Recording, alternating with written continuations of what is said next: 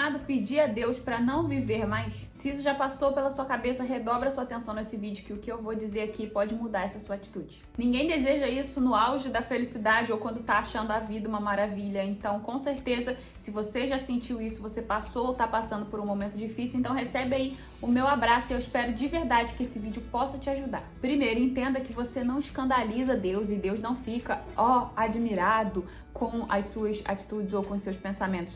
Você não consegue constranger Deus. Ele é sim santo, mas não é um santo como muitas vezes no senso comum a gente pensa de um idoso ou uma criança, uma freira, de uma pessoa santa que não tem pecado, mas que também não tem conhecimento das realidades ruins. Deus, ele é o criador de tudo, então ele sabe de tudo. Outra, você não é o primeiro nem o último a ter esse tipo de pensamento. A Bíblia mostra que pessoas já desejaram isso. E aí eu ainda não tô dizendo se isso é certo ou errado, mas vamos analisar como que aconteceu com essas pessoas da Bíblia. Qual foi a motivação que eles tiveram por trás desse desejo de partir dessa vida? Vamos relembrar aqui as histórias de Elias, Jó, Jonas e Paulo. Elias estava sendo perseguido por Jezabel e ele achava que ele era o único remanescente. Então ele pede que Deus o leve, assim como tinha levado os pais dele, todo o povo de Deus. Só que Deus envia um anjo para o alimentar, ele tira uma soneca, isso acontece por 2 vezes, e depois Deus mostra para ele que ainda tinham 7.000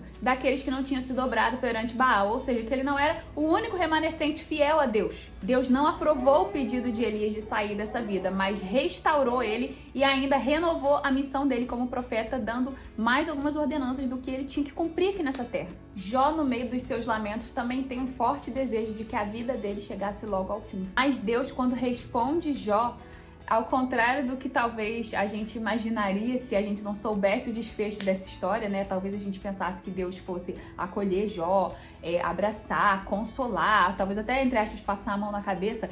Deus responde ele com vários questionamentos, mostrando a soberania divina e a limitação humana, mostrando que aqueles lamentos de Jó não eram coerentes. Depois disso, Jó sabiamente reconhece que falou demais e se arrepende. Jonas fez esse pedido talvez pelo motivo mais egoísta, porque ele viu Deus perdoar e restaurar um povo que ele não gostava. E aí Deus corrige e repreende esse comportamento dele, mostrando a falta de compaixão que ele tinha no coração. E falando em egoísmo, uma pessoa que também pensou em pedir isso a Deus, mas talvez foi o mais altruísta, foi Paulo. Em Atos 20:24, ele fala que por ele mesmo, em nada ele achava a vida dele preciosa, a não ser que fosse para cumprir o propósito de Deus, aquilo que ele tinha sido chamado para fazer pelo reino de Deus. Em Filipenses 1, ele fala que ele tinha sim o desejo de partir e estar com Cristo, o que ele sabia que era incomparavelmente melhor, mas ele sabia que se ele ficasse vivo, ele teria a oportunidade de fazer algum trabalho frutífero para a edificação dos seus irmãos.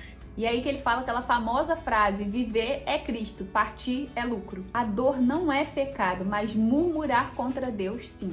E o motivo da dor também pode ser pecaminoso. Por exemplo, Jonas sentiu dor, ele quis partir dessa vida, mas o motivo era individualista e egoísta, porque ele não estava suportando ver a bênção de Deus sobre o povo de Nínive. Já Paulo provavelmente pensava em partir porque ele já não via mais graça nas coisas dessa terra, ele já tinha alcançado uma fé de saber que aqui essa terra não tinha mais nada para oferecer para ele, que era muito melhor partir logo e estar com Deus. Mas ainda assim, ele diz que preferia ficar nessa situação pior, estando vivo aqui na terra, para poder ser útil para os irmãos, para pregar o evangelho para a igreja de Cristo. Esse pedido pode revelar uma alma cansada e Deus não rejeita a gente por a gente ser fraco. Pelo contrário, Jesus disse: vinde a mim, vocês que estão cansados e sobrecarregados, e eu vos aliviarei. Se você já fez esse pedido por causa de problemas e situações difíceis, entenda que Deus é maior do que qualquer situação ruim que você possa passar. Pensa que o objetivo principal da sua vida é glorificar a Deus e se alegrar em Deus para sempre. E se você visa glorificar a Deus em tudo, saiba que ainda mais nas situações difíceis você tem essa oportunidade. Às vezes a gente tem ainda mais forte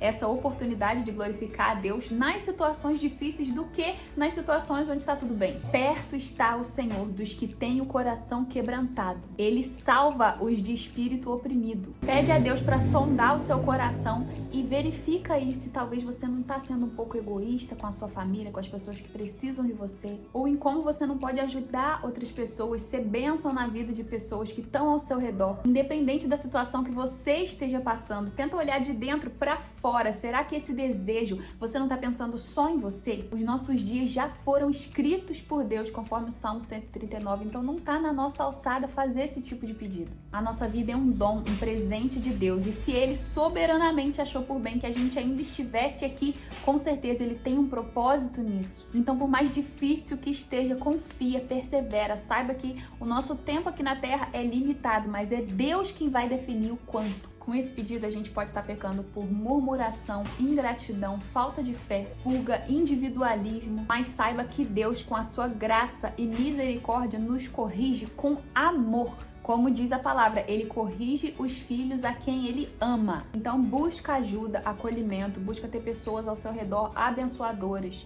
Não busca solidão ou se esconder. Busca estar perto de pessoas espirituais que vão te ajudar a não te julgar e te condenar. Mas também que não vão só passar a mão na sua cabeça. Tenta estar perto de pessoas que vão te corrigir em amor. Acolher com amor e com o aconselhamento que você precisa. É um tema sensível, esse vídeo poderia ser só de consolo, mas esse confronto de alguns pecados ocultos no coração talvez pode ser a virada de chave que você precise para sair dessa situação, talvez de vitimismo ou qualquer outra que eu creio que o Espírito Santo vai te tocar para você perceber. Aproveite o tempo de vida que você tem aqui para a glória de Deus. Eu tô fazendo esse vídeo depois de duas pessoas extremamente especiais para mim confessarem que tinham esse desejo, e às vezes as pessoas ao nosso redor estão passando por situações assim e a gente nem imagina. Então pode ser que tenha alguém que você conhece, alguém que te segue aí nas redes sociais, que está com esse pensamento e você não sabe. Então compartilha esse vídeo porque ele pode ajudar ela também. Um abraço, Deus abençoe e se lembre que a sua vida é preciosa.